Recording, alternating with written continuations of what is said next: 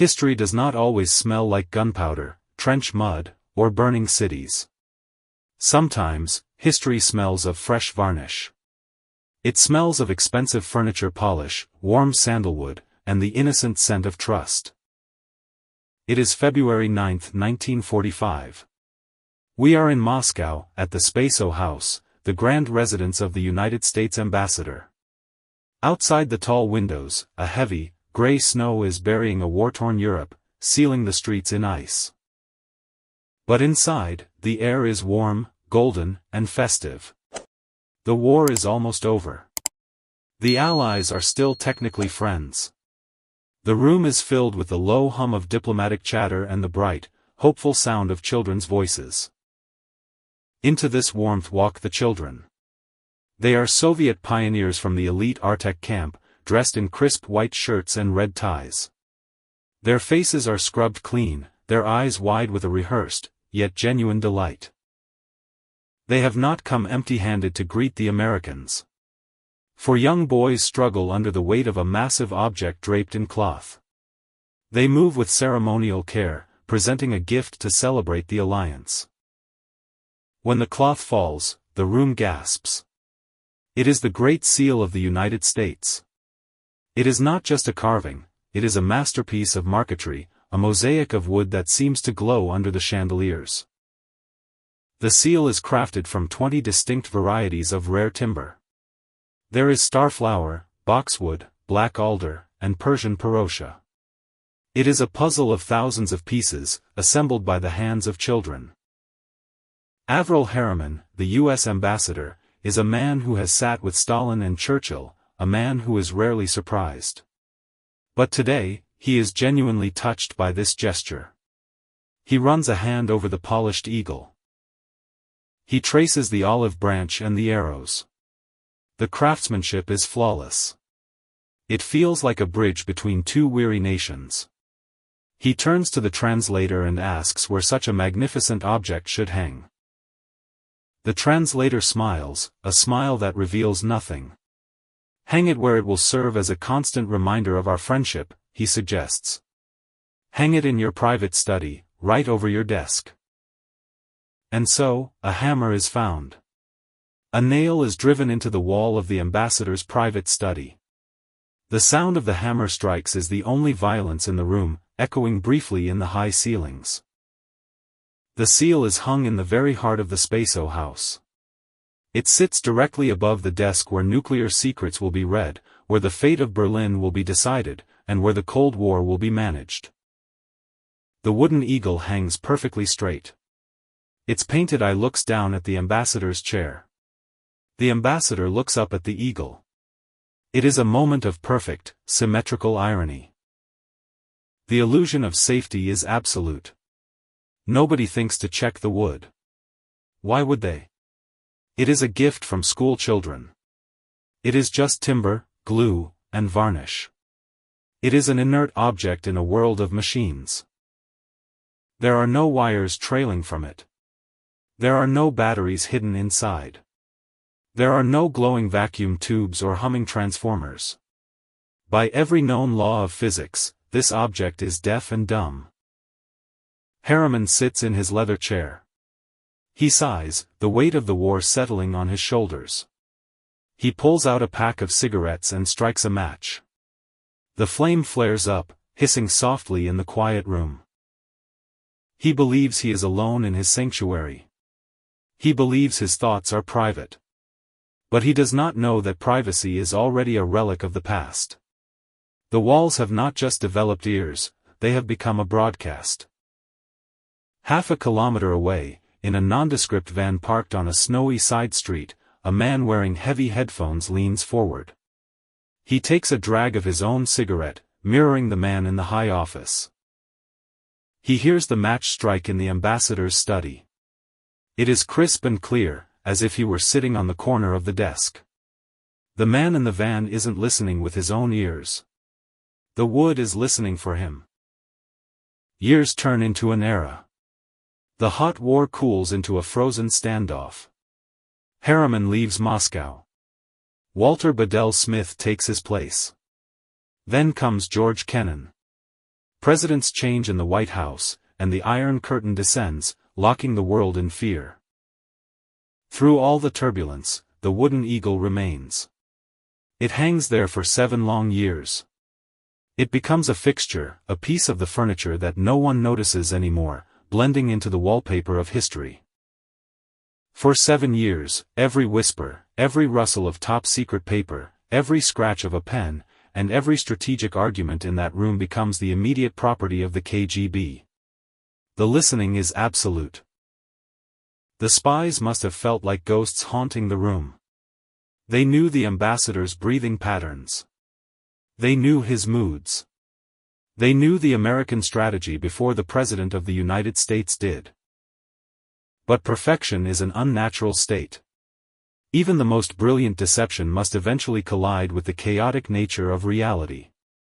The crack in the illusion does not come from a spy, but from an accident of physics. It is 1951.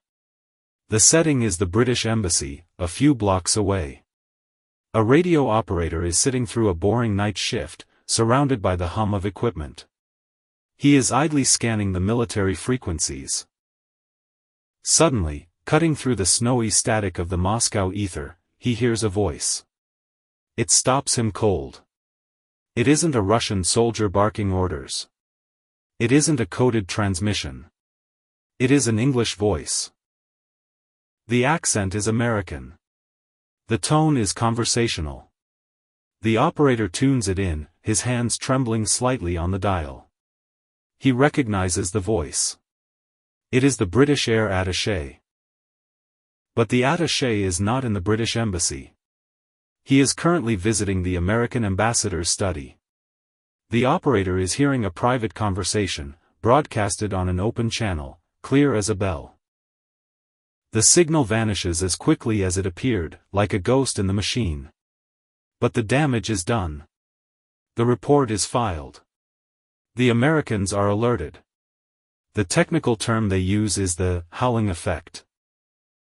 Panic sets in among the technical staff. They realize their secure bunker is leaking like a sieve. They sweep the walls with every scanner they have. They tear up the floorboards. They trace every telephone wire. They check the ceiling for hidden microphones. They check the lamps.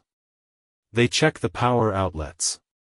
Physics tells them there is no bug, there are no wires, no transmissions, no heat signatures. The room is physically clean. But the reality is undeniable, someone is listening. The technicians start to doubt their own equipment. They start to doubt their own sanity. Ambassador George Kennan, a brilliant and sensitive diplomat, begins to live in a Gothic nightmare. He feels the walls breathing. The room feels occupied, even when he is completely alone. He starts writing critical memos on scraps of paper, afraid to speak a single word aloud in his own sanctuary. He passes notes to his staff like a schoolboy, terrified of the invisible ears. He stares at the eagle above his desk. The eagle stares back with its wooden eye. Kennan feels a strange affinity with the bird, but also a deep, primal suspicion. He knows he is losing the game. He knows that his silence is not enough. He sits at his desk, surrounded by the illusion of privacy, and writes a desperate message to Washington. Send the best, he writes. Send people who can find a ghost. Or I will lose my mind. He does not know that the ghost is hiding in plain sight, mocking him with its beauty. Washington finally responds to the distress signal. They do not send an army of Marines to storm the gates, they send 2 men in gray suits. Joseph Bezgian and John Ford arrive on a commercial flight, looking like tired businessmen. Officially, they are listed as house guests, just old friends stopping by for a drink.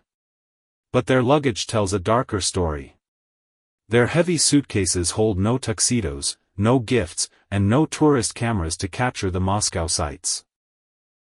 Inside the foam-padded cases lie the most advanced counter-espionage tools of the 1950s.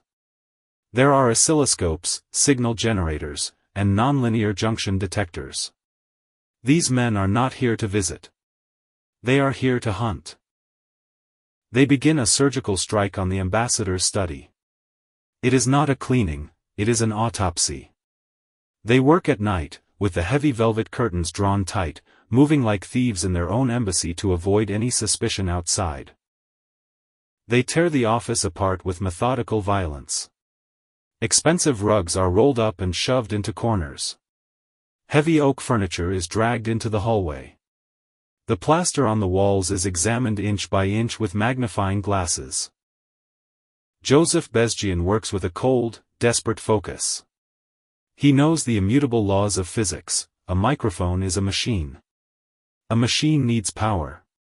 It needs wires, a battery, or a connection to the mains to function. It cannot just exist. Something must feed the beast with energy. You cannot have a voice transmission without electricity. It is a fundamental law of the universe. So he hunts for the power source, tracing every socket and every lamp cord in the room. The tools they use are the best in the world, yet they fail. The super scanner, meant to find conductivity, sees nothing. It is as if they are trying to catch a spirit with a butterfly net. The failure feels personal and absolute. Day after day, the detectors remain silent. The room is physically clean. The oscilloscope shows only the flat, green line of background radiation. The laws of electronics seem to have been suspended inside Spaso House. Bezgian checks the radiator pipes for conductive vibrations. He disassembles the telephone receivers. He even checks the mortar between the bricks. He finds nothing. The bug is either magical, or it simply does not exist. While the technicians hunt in the shadows, Ambassador Kennan is forced to play a double role. He must walk through his days as if nothing is wrong. He must act the part of the oblivious diplomat, smiling at the walls he knows are listening. He dictates fake dispatches to his secretary, his voice steady. He reads trivial nonsense aloud about weather and supplies. He feeds the invisible listeners a diet of boredom, trying to lull them into a state of complacency. It is a psychological torture, walking through a minefield where the mines are made of silence. He pours a drink, his hand shaking slightly, wondering if the clink of the crystal glass is being recorded in the Kremlin archives. Kennan looks at the wooden eagle above his desk. It hangs there, innocent and majestic. He wonders if the spy is inside the walls, or the floor, or the ceiling. He never suspects the gift. The gift is too obvious, too beautiful to be a weapon. The tension in the house is suffocating. The technicians are exhausted, their eyes red from lack of sleep. They are running out of places to look. They are running out of time. The frustration is a heavy fog in the room. Then, in the middle of the night, Bezgian has an epiphany. It is an idea that borders on science fiction. He stops looking for a transmitter and starts thinking about mirrors. He steps back from the wall and closes his eyes. What if the bug doesn't have its own power? What if it is dead asleep? What if it is a passive resonator, a device that has no soul until it is given one from the outside? A device that waits for a command to wake up. He realizes they are looking for the wrong thing. They are scouring the room for a shouter, but they should be looking for an echo. The device doesn't broadcast on its own, it reflects what is sent to it, like a mirror reflects light.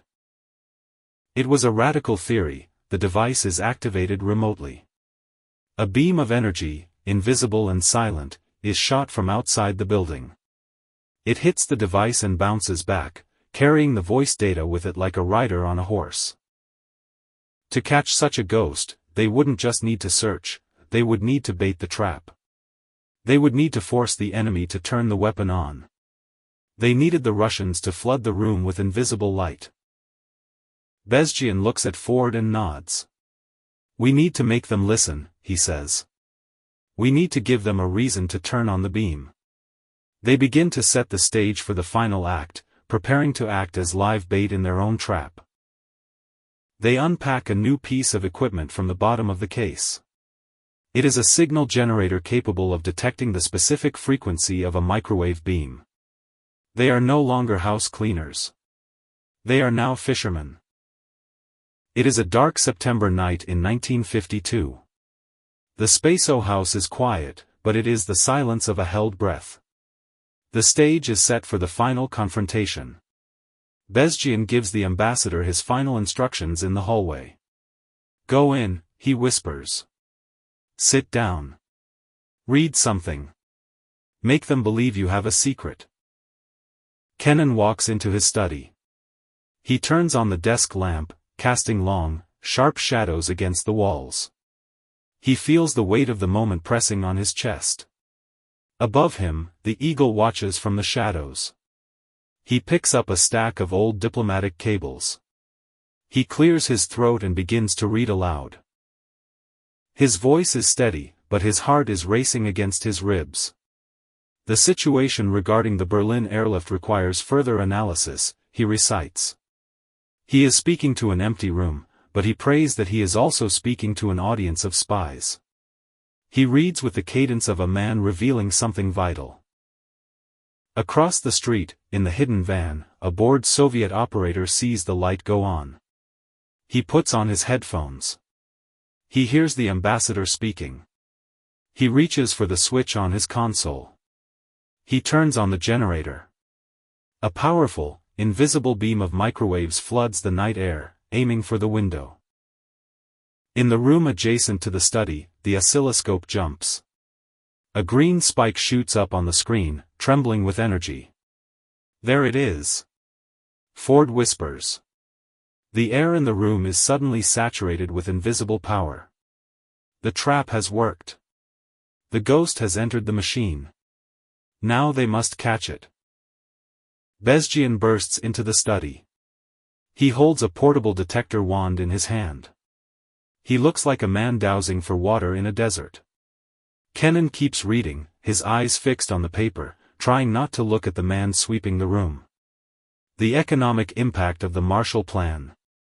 Kenan recites louder. Bezgian sweeps the radiator near the window. Silence. He sweeps the heavy metal safe in the corner. Silence.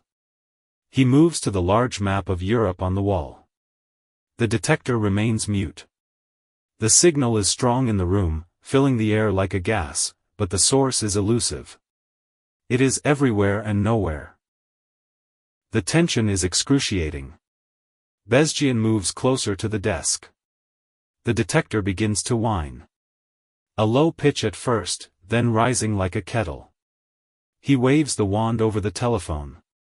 Nothing. He waves it over the lamp. Nothing. He lifts the wand higher, towards the wall. Towards the symbol of America. As the wand passes in front of the wooden eagle's beak, the detector screams. The sound is piercing and violent. The needle slams against the red zone. Bezgian pulls back in shock. The sound stops. He moves in again. The scream returns. It is undeniable. The voice is coming from the bird. Bezgian looks at Kenan. He nods grimly, sweat beading on his forehead. "It's the gift," he mouths. They stop the charade. Kenan stops reading. The signal from the street dies instantly as the operator realizes the game is up. But it is too late. They know where it lives. The secret is out. They reach up and lift the heavy seal from the wall. It feels dense and solid. They lay the great seal on the ambassador's desk. It looks innocent. Just wood, glue, and varnish. But now it feels heavy with betrayal. Bezgian takes a chisel from his kit. He positions it against the back of the carving. With a sharp crack, he splits the wood. The smell of old timber fills the air. They pry apart the layers of the laminate. Inside, there is no complex machinery. There are no glowing tubes. There is just a small hollowed-out cavity. And inside the cavity lies the enemy. It is shockingly small. It is a simple metal cylinder, silver and cold. A thin antenna, just 9 inches long, protrudes from it. It looks like a metallic tadpole. It looks harmless. Bezgian stares at it in disbelief. He looks for the batteries. There are none. He looks for the wires. There are none. It is impossible. He looks for the vacuum tubes that power every radio in the world. There are none. It is just a metal cavity with a thin, delicate diaphragm. It is a piece of machined metal, yet it has been stealing secrets for 7 years. It defies everything they know about espionage technology. Bezgian realizes the genius of it. It is a passive cavity resonator. It sits dormant until a radio beam hits it. Then, the diaphragm vibrates with the sound of voices in the room, modulating the reflected beam. It is not electronics, it is acoustics. It is physics weaponized into a listening device. Because it has no battery, it can never die. Because it has no tubes, it can never burn out. It could have hung there for 100 years. It was the perfect spy because it was dead until the moment it was needed. It was a zombie device, resurrected by a microwave beam from across the street. Kenan looks at the device.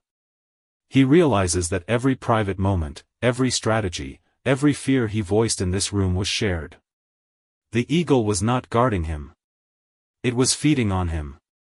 The most beautiful gift in the embassy was a Trojan horse made of wood, hanging in plain sight. The realization is humiliating. The Soviets didn't just steal information, they stole the American sense of reality. They turned the symbol of American power into the instrument of American vulnerability. The Great Seal was not a shield, it was an ear, always open, always waiting. Bezgian packs the device away with reverence. He knows he is holding a masterpiece. It is not just a bug, it is a work of art. The room feels different now. The magic is gone, replaced by a cold, hard truth. The walls are just walls again. But the trust that once filled this room is gone forever. Who was the architect of this invisible prison? Who possessed the mind capable of turning a law of physics into a weapon of state? It was not a faceless KGB general. It was a musician. It was Leon Theremin, the genius inventor of the ether wave instrument that bears his name. But in 1945, Theremin was not bowing to applause in Carnegie Hall. He was a prisoner. He was a number in a sharashka, a secret laboratory within the Gulag system where the Soviet Union's brightest minds were enslaved to build weapons for the state that imprisoned them. The NKVD came to him with a demand: give us ears that cannot be found. They wanted a microphone that would last forever, one that needed no service and left no trace. Theremin looked at the problem not as a soldier, but as a conductor. He thought about resonance. He designed the device to be a musical instrument played by radio waves. It was elegant, almost artistic in its simplicity. Sitting in his prison cell, dreaming of the music he could no longer play, he created a device that would steal the voice of the enemy. The tragedy of the device lies in its unwitting accomplices. The Soviet schoolchildren who carved the wood had no idea what they were carrying. They were innocent pawns in a grand game. They polished the wood with pride, believing they were building a bridge of peace. Instead, they were delivering a Trojan horse. Their innocence was weaponized. The craftsmanship that Ambassador Harriman admired so much was merely camouflage. The intricate marquetry of the eagle's feathers was designed to be beautiful enough to hide the ugliness within. The damage caused by this silver cylinder is hard to overstate. For 7 years, the Soviet leadership sat at the table with the Americans while holding all the cards. They knew the American position on the Berlin blockade before the negotiations even started. They knew the details of the Marshall Plan. They knew the names of U.S. intelligence assets operating in Eastern Europe. Every doubt Ambassador Kenan whispered to his staff, every fear about the Korean War, was transcribed and placed on Stalin's desk the next morning. The thing, as it came to be known, shifted the balance of the Cold War. It gave the Soviets a psychological edge that no amount of tanks could buy. They weren't just guessing American intentions, they were reading the script while the actors were still rehearsing. It was a violation of the highest order. A diplomatic sanctuary is supposed to be sacred ground. But Thurman's genius proved that there is no such thing as a sanctuary in the modern world. If you can vibrate the air, you can be heard. Silence is just a pause in the broadcast. The irony is bitter. The device was a triumph of Soviet science, yet it relied entirely on American technology to work. It needed the American voice to vibrate the membrane. It was a parasite that could only live by feeding on the secrets of its host. The story does not end in the dark room in 1952. The Eagle had one final flight to make. It is May 1960. The Cold War has turned hot again. An American U-2 spy plane has been shot down over Russia. The Soviets are furious, accusing the US of treacherous espionage. At the United Nations Security Council in New York, the atmosphere is toxic. The Soviet delegate is railing against American imperialism. In response, Henry Cabot Lodge, the U.S. ambassador to the UN, reaches under his desk and pulls out a large, wooden object. It is the Great Seal. He places it on the table in front of the world. Here is the concrete evidence, Lodge declares. He opens the device, revealing the hollow cavity where the bug had lived for 7 years. Cameras flash, capturing the image of the broken gift. The world stares at the wooden bird. It was a moment of public theater that stripped away the last veneer of diplomatic politeness. The symbol of friendship was exposed as a tool of surveillance. The Eagle looked pathetic now, its wooden chest cracked open, its secret gutted. Today, the Great Seal hangs in the CIA Museum in Langley, Virginia. It is enclosed in a glass case, treated like a holy relic of the spy trade. It is silent now. No microwave beams bombard it.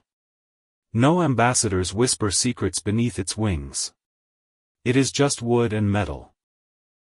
But if you stand close to the glass, you can almost feel the weight of history it carries. It is a monument to the golden age of espionage, a time when spies used physics instead of code, and when a gift was never just a gift. It is a reminder of a lost innocence.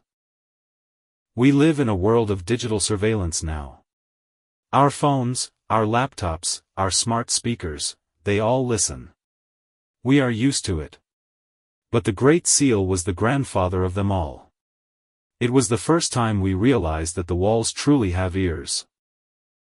It teaches us a final, melancholy lesson. We build fortresses to keep our enemies out. We sweep for bugs. We encrypt our data. But the most dangerous threats do not break down the door. They are invited in. They are hung on the wall with a smile. And sometimes, the things that listen to us the longest are the things that have no batteries at all. They just wait for us to speak, vibrating softly in the dark, turning our own words into the weapon that defeats us.